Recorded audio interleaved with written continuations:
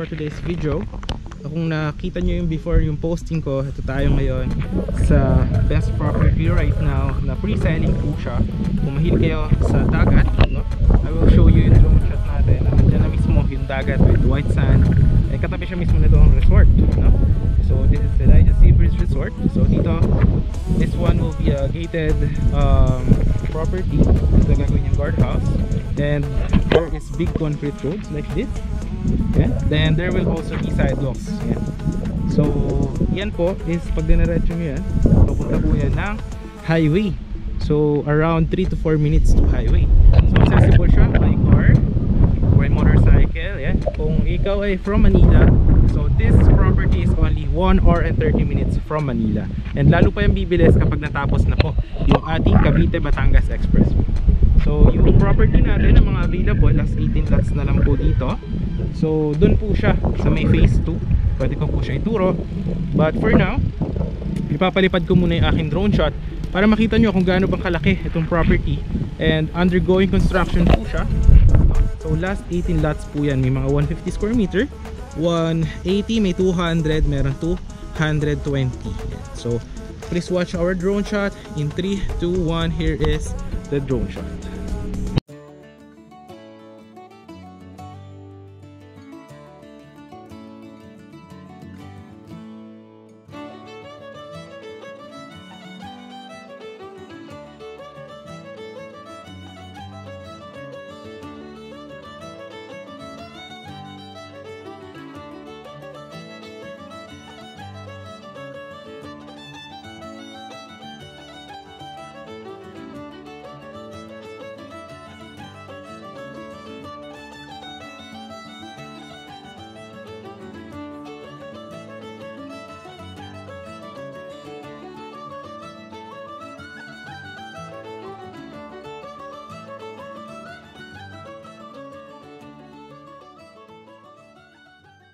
Guys, nakita nyo naman yung ating drone shot. So, nandyan lang siya. So, dito yung guardhouse. One way in, one way out. So, napakalaki ng concrete roads po natin. And any house design upon full construction. Ayan. And actually, yung iba dito sa phase 1, may nagpapagawa na nga ng house. Ayan. So, mukhang malaking house yung gagawin. And yung mga drainage, ayan. Kompleto po yan.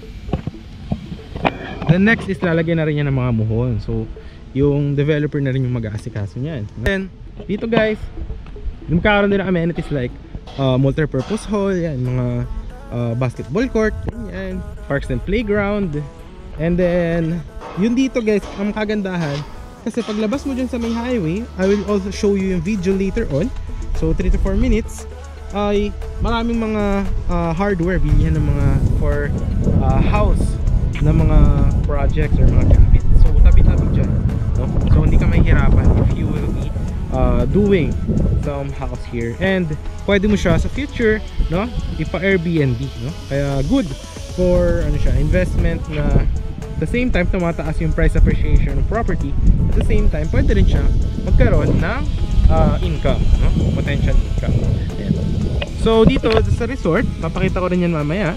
20% discount po yung mga clients or mga lot owners po dito. And meron yung swimming pool, meron yung bar, meron siyang resto, pwede kayo mag-overnight, no? So napakagandang resort po niyan. And swimming ka or mag-camping ka doon sa may beach. So ito yung phase 1 natin. And meron na rin siyang ginawa muna na line for electricity. And so papakita ko naman yung doon sa mga available natin na lots, no? Doon yung sa phase 2. Ayan. So talagang hindi binabaha po dito. And accessible, may mga tricycle din dyan palabas. And if ayaw naman dito mag-swimming, meron din mga ibang resort like Lago de Oro. And pwede ka rin magrenta ng bangka if you want to go to Little Boracay. Pag sinearch nyo sa Google, napakasikat po yan dito sa Calatagan, Batangas. Dahil sa pwede kang mag-snorkeling, pwede rin silang may mga fish feeding. Ayan, tapos pwede kang mag-rent ng balsa with your family. So napakaganda, no? So lakaran natin yung mga sa phase 2. So ganito din yung mangyayari dyan. Lalagyan din ng concrete roads na malalaki, no? Actually nasa mga 8 to 10 meters po yan, no? Then yan, may mga nagpapagawa na rin ng house. Pakita na natin saglit. Ayan oh, dami na, may ginagawa na doon. Kasi mga concrete road. Actually, ang kagandahan nito, mura pa kasi ang price dahil pre-selling pa lang siya, no? But once matapos yun, hindi natin malaman kung gaano kataas yung magiging price appreciation niya.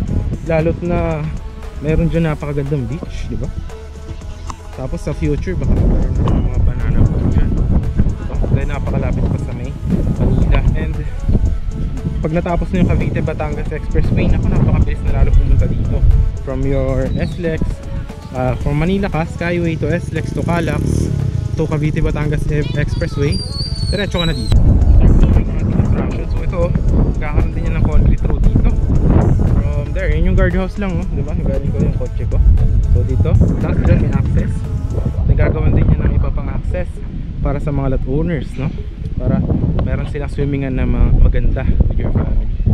Halimbawa, your diba, investment mo dito o weekend, retirement lot mo, then pwede kang mag-swimming para matanggal yung stress. If you are from the city, napakaingay na syudad, pollution, dito meron kang peace of mind. And ang hangin dito is talagang probinsya feels. And tapos malapit lang din pala sa bayan ng Kalatagan, kasi mga around 10 minutes sa bayan ng Kalatagan. So pwede yun, hospital, schools, ano? Tsaka meron ding mga yung tawag nito, municipal hall, yan. So yung mga lots natin na available is nandun lang, magkakatabihan, may mga 150, may mga 200.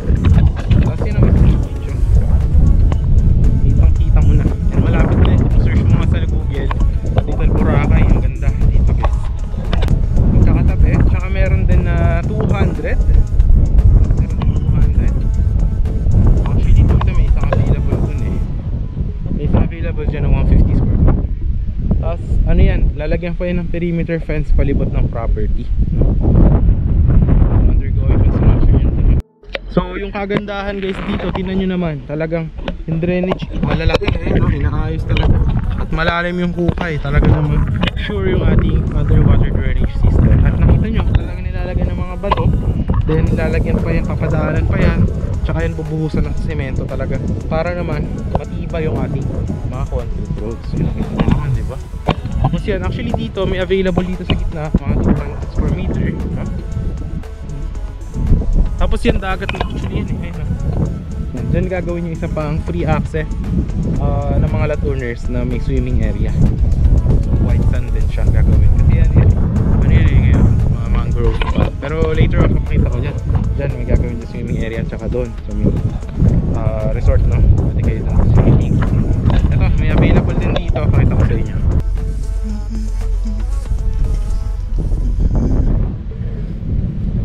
Then guys, so yan, may mga available din pala dyan, may mga available din dyan na 150. Ang kagandahan yan, ang likod nyo, yan, kita nyo na yan, yung mga puno dyan.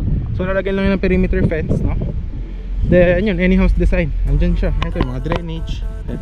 So yan, andyan mismo, yung puno. So dyan, mga 150 yan.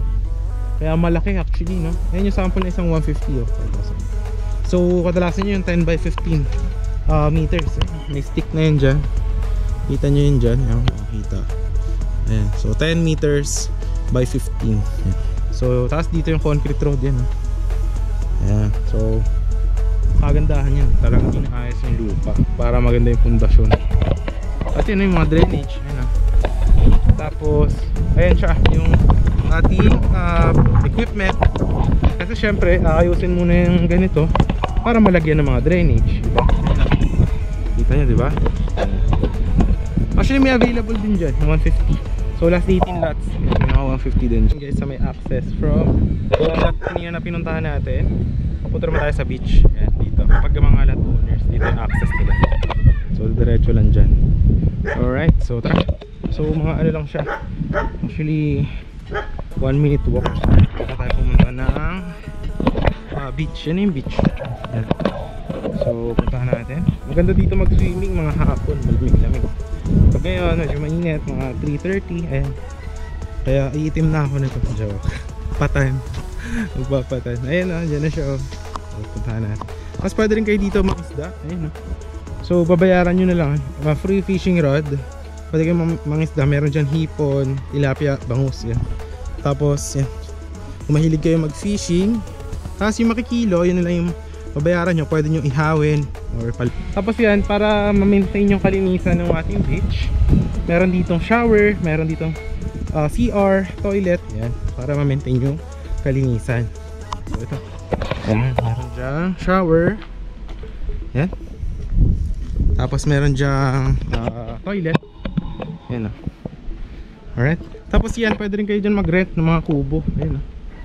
Tapos doon, pwede rin kayo mag-swimming pool. Ano lang naman ang day tour dyan, 120 pesos. May 150 pesos. Yan yung mga CR. Ito.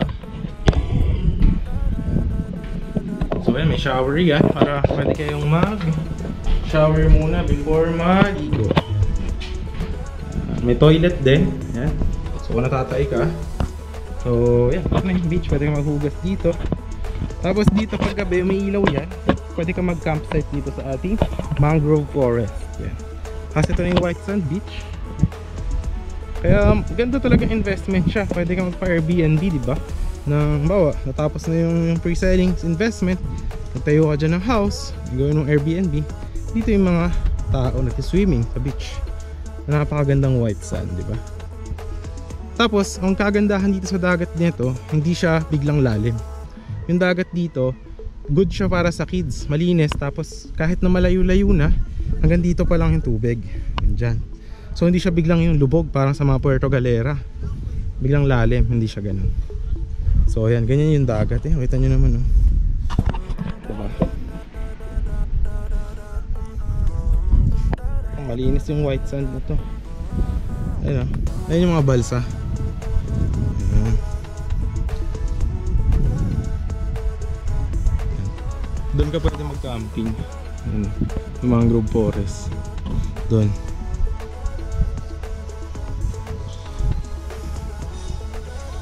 Yan yung dagat, oh, tinan nyo. Malinis siya. Tapos, ito white sand talaga. Tapos ito, yan, pwede kayo mag-rent na ito, yung balsa. Pwede kayo mag-rent ng bangka. Doon actually mga 10 to 15 minutes Little Boracay na. Yung sikat dito sa Calatagan. Tapos dito, pag mga alas 5, ang tubig niya nandito banda. Low tide, pa low tide na yan. Pag mga high tide, nandito lang yan banda. Diyan sa may puno dyan. And that's it. Kaya napakaganda na ng beach dito. So yan guys, pwede rin kayo dito mag-rent ng mga kubo. Tapos ang inyong view is ito, yung dagat. Kasi napakaganda, no? So dito pagkagabi umiilaw yan. Sabi ko sa inyo na dito meron mga paggabi acoustic band yan. Dahil dito pwede ka magkain-kain dyan. As dito pag mga events place, may events place center din. Ito yung swimming pool. Ito kasi yung swimming pool kung gaano kaganda. Tsaka malinis talaga. Ayan. Then dyan pwede ka pag kami mga event, multi-purpose hall, events place, mga debut, ganyan, pwede rin dyan. Then ito yung Elijah Seabreeze bar, or makikita nyo.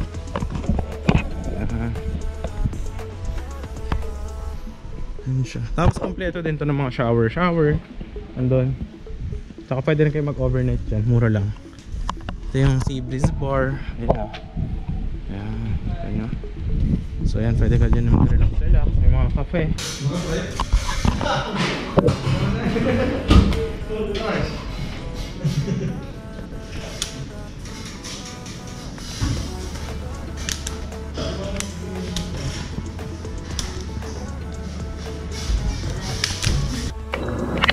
Dito guys, may resto din, tsaka milk tea, tsaka bar. So ako more than milk tea kasi nakikita ako. Kaya meron lang yung mga pagkain. Gusto nyo mag-relax eh, no? May restaurant, may pool, di ba? Ganda. Tsaka sarap ng milk tea.